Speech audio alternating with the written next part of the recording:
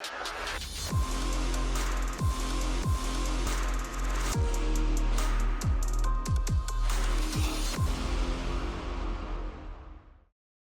a lot of stuff. Okay.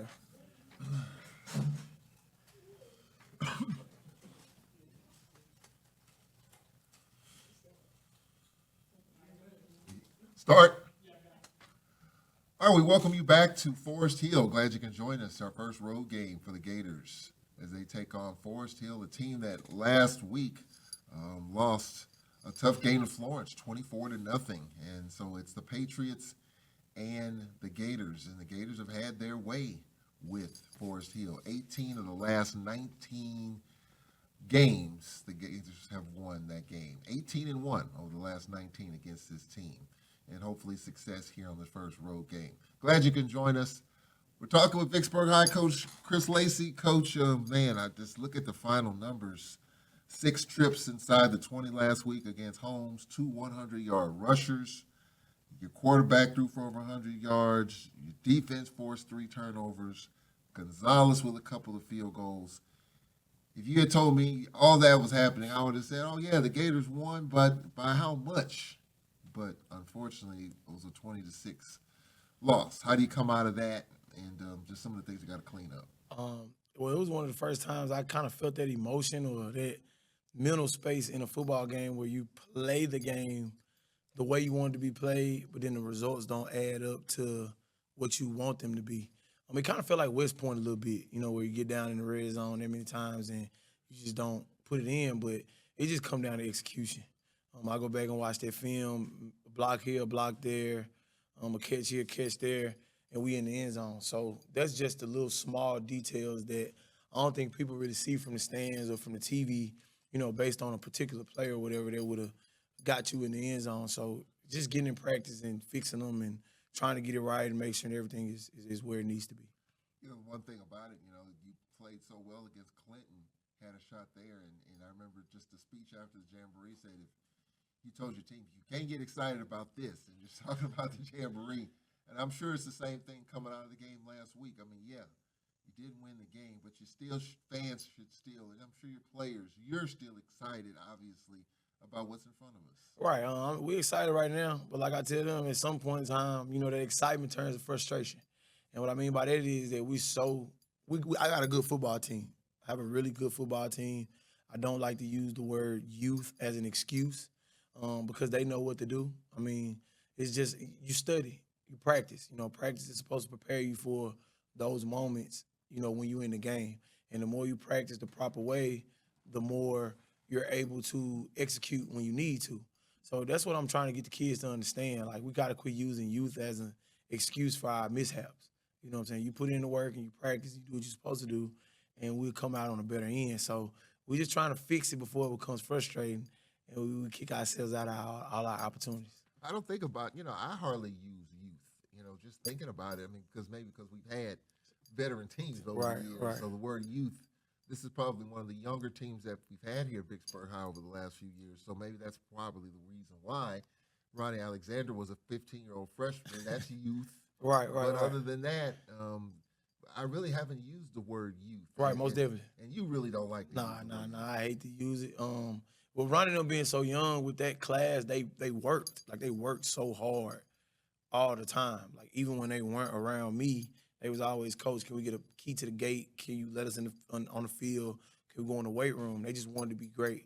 And when I guess the sin to it all is when you have so many kids watching them for so many years, you hope that they pick up on some of their habits, or you just get put in a situation where they not using those habits that they saw those guys use. And I mean, nothing against our team. It's just more so this team is just getting them to believe in the work. Yeah. And once we get them to believe in the work, we're going to be really good. Like, I can see that gold ball in December. I just want them to see it too. I've heard so many coaches say, I still believe in my team, and despite the ebbs and flows, even on the college level, I can just name examples. It's hard to see it in the moment because as sports fans, we in the moment. We right now. Right. We don't see down the road. We don't see that. We just see right here and right now, and that's just the nature of fandom. Regardless of whether you love the Gators or the Dallas Cowboys, it doesn't really matter. But what matters is trying to get back on track, and what matters is last week, Coach, your running attack was terrific. You had two backs over 100 yards, Blackmore and obviously DeCorey Knight, and I know you're not surprised at those guys' efforts last week. Nah, we're gonna run the ball. You know, I that's what I like to do. You know, every system I've been in coming up in my life, you know, we ran the ball, and I think that's one of the 10 commandments of football is putting the ball on the ground and running. If you can establish the run, you're able to do multiple other things because people have to commit to stopping you from running the ball. So, you know, I told my kids first day of summer workouts, look, this offense is gonna look like I want it to look this year. It's my first off season. We're gonna put the ball on the ground. And Black and Decore have done a good job of adopting that mindset with how they run the ball. They complement each other well. Offensive line doing a pretty good job of opening it up, and then we got good blocking on the perimeter with the receiver. So everybody is there. We just gotta believe it. You know what I'm saying? And when we believe it even more, we're gonna be all right. One of the things I did notice last week, trying to get those guys, Knight as well as Blackmore, out in space. Mhm. You got them out on the perimeter. You got them out on the edge. And one of those runs, Corey Knight ran like he was shot out of a cannon. I mean, a full head of steam out in space, make a couple of guys miss.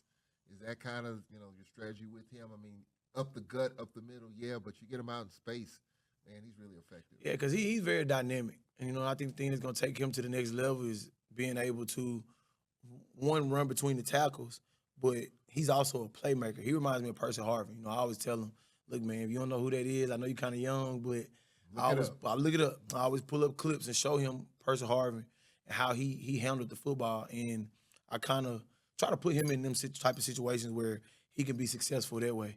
I'm one of them coaches where I don't want the kids to have to adapt to what I have going on. I want to adapt to them and what their strengths and weaknesses are.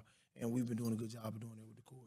Your first start of your young quarterback, talk about how he performed. He had over 100 yards throwing the football. Yeah, he is who he is, you know, and I tell him all the time, you know, everybody's made up different. Whatever it is that God gave you to make you special, you be that person. You know what I'm saying? I'm not asking you to be Tom Brady. I'm not asking you to be Michael Vick. I'm asking you to be Michael Maxey. And whatever those talents are and whatever it is that who you are, you know, who your mom and your dad raised you to be, I need that person to be on my football team 100%. And then when we get that guy being 100%, it's going to help you be successful. So just be yourself out here. And he's starting to come into his own and being himself, and it's going to help us out. What can you do, or what can he do to make him the best version of himself? Like I told him, more so just study. Study who you playing. You know, that's things that we control. And then I tell him all the time, look, man, everybody got a PlayStation 5 at home. The same way you play that PlayStation 5 is the same way I want you to show up and play football for me on Friday. If something goes wrong on that PlayStation 5, you keep hitting the buttons. I want you to do that on Friday. Every play ain't gonna be perfect. So just keep hitting the buttons. If you keep hitting the buttons, we gonna be all right. I'm trying to get them to correlate being in the backyard playing with your friends and the fun you have with those guys, correlate that to Friday nights. A lot of times I get them and they get out there on Friday and you can see them coming to the sideline with their heads down. And I'm like, well, you in your backyard and you ain't making none of them shots. Are you putting your head down? Nah, you keep shooting. Yeah. So out here, just keep shooting, man. If you keep shooting, you're gonna be all right. And that's our biggest thing right now is just believing in ourselves more. Defensively, Coach, 3 turnovers created. Talk about the play of your defense holding a really good Holmes County Central team to just 20 points. You talked about it last week. Their quarterback's dynamic. He can make plays. They're skilled players. They've got height and size, but we're able to contain that. What pleased you about the defense? Well, number one, Holmes County had a really good football team, just talent-wise. Like, you could see it on the sideline, how big them guys was, how fast they were, how coached up they are, and everything when it comes to them. Holmes County had a really good football team, but we really good too. And we're gonna play real good defense at Vicksburg. We're gonna do, you know, that's something that we've been doing for the past couple of years, and that's something that's a staple and a standard here for us to play defense that way. And you know, my defense, they stepped up. It was kind of tough for them at the beginning, giving up them quick 13 or whatever. Yeah. But it's the same thing that happened to Clinton. And they just came back out and they responded the way that they needed to. Who individually stood out for you on defense? Dennis Battle. I mean, he stands out every Friday. Just how big he is, how athletic he is, how he plays with his hands, how just locked into the system that he is out there on the football field. It's a real thing to see him. Who else? Destin Minor, who is a new staple on our defense. Last year he played ninth grade ball. He's a sophomore this year. Hadn't played a lot of hours, but he's my honey badger. He's number 19. He works hard. I think he ended up with an interception last week. So for him to do that, he ended up getting Defensive Player of the Week. So for him to do that was real good too also. I know you were pleased with your kicker, Gonzalez, a couple of field goals. The crowd went crazy because that's something that, we've been looking for that. Right. But Gonzalez nailed a couple that talk about that. Well, he works hard. I mean, he paid his own money sometimes this summer to take himself to kicking camps and do the initial things that he needed to do to be good at kicking the football this season. And he did that. And I'm super proud of the way that he did that. I mean, he's always saying, Coach, can you move it back further so I can practice kicking this? And he knocked down two that put it on the scoreboard that was really needed. He even had me, I was like, man, we score these touchdowns, man. We're going to end up pushing this ball even more down because we got him to, kind of give us a little more confidence. We're talking with Vicksburg High Coach Chris Lacey. Coach, when you take a look at, this week of work, I know it was tough to lose at home, but at the same time, a lot to look forward to.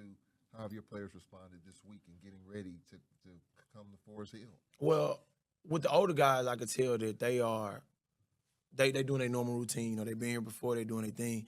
It's getting the younger cats to understand how to get over losses. It seems like it's been a challenge in practice. I could tell some of them are still kind of timid and holding on to the mistakes that they made Friday. And I'm telling them, like, look, guys, 24-hour rule. Let it go. Saturday morning, you should have woke up, watched the film, everything done, you just move on to the next one. I have. So I need y'all to kind of take that mentality and do the same. So we're going to see Friday when we kick that ball off how they done it. I mean, these teenagers nowadays are a little bit more unpredictable than they used to be. So it's just going to see what happens Friday with them. You talk about Dennis Battle. I thought he had his presence felt all over the field last week. Dennis did what he was supposed to do. He has matured a lot in the past couple months from what he was last year. And that's what you want. You get your senior year, 3-year starter. You're supposed to be a guy that we can kind of lean on to help us out on Fridays. I mean, he was out the quarterback all night, him and Curry. They did a good job of chasing him. And they believed in the game plan. They did exactly what was supposed to happen. He came out with 2 sacks and 5 tackles. So that was a good night for him. So as we turn our attention to this week's opponent, Forest Hill, by the way, Holmes County taking on Jefferson County at home tonight. So that's going to be an interesting contest there as they return home. But here we are, Coach, on the road. Forest Hill, we talked about the success, 18-1 over this team over the 19 games, the 20th meeting. We won 7 in a row. But what does that really mean? And as I see you shaking your head, you already know the answer in the grand scheme of it. What does that really mean?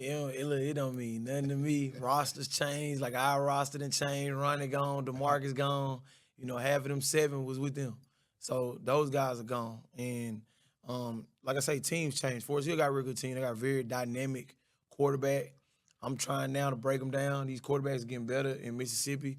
And that's a shout-out to all the coaches around Mississippi with, quarterback development that's happening. So he presents a different dynamic than the last quarterback did because he's bigger.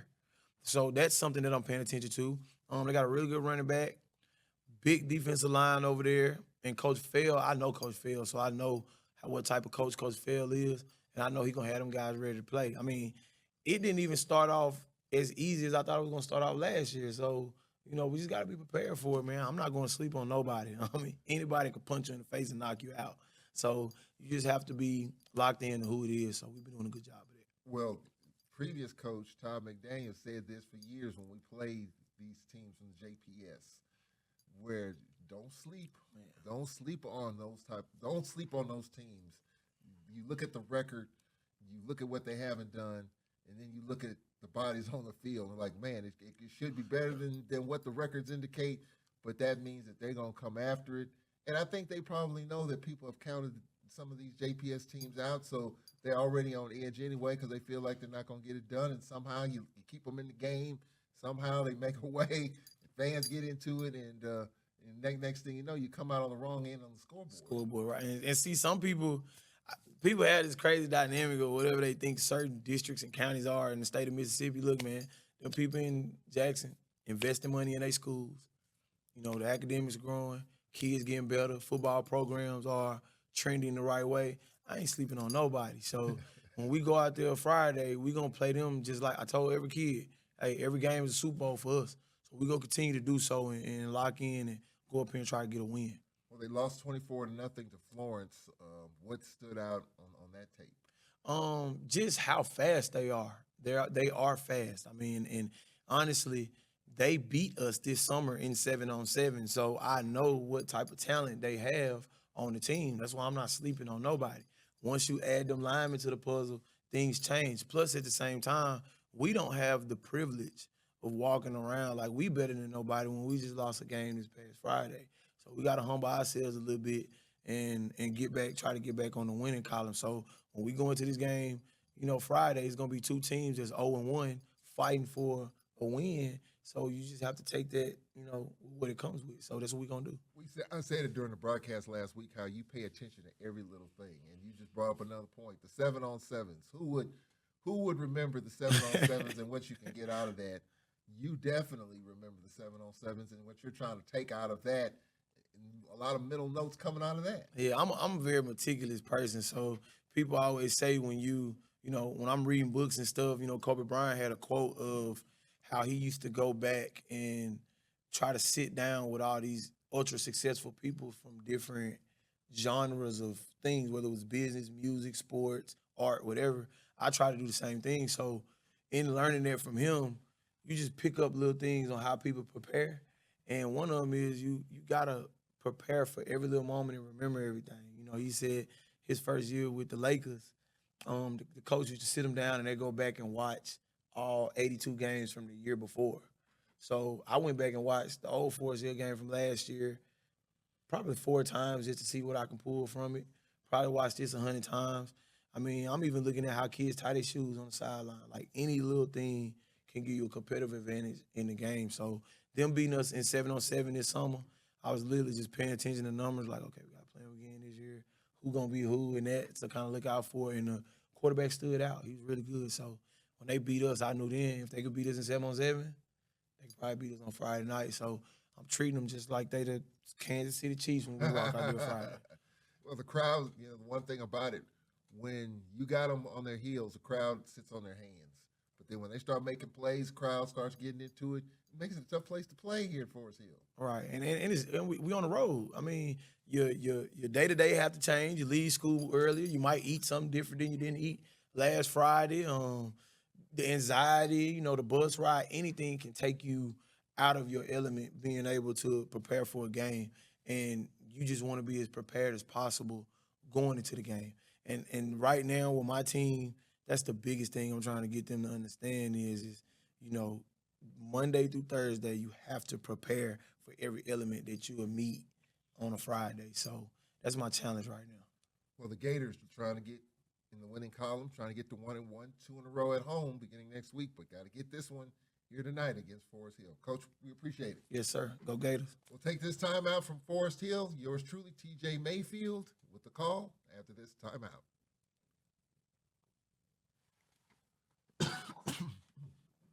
All right, Coach. Appreciate it. Oh, yeah. Most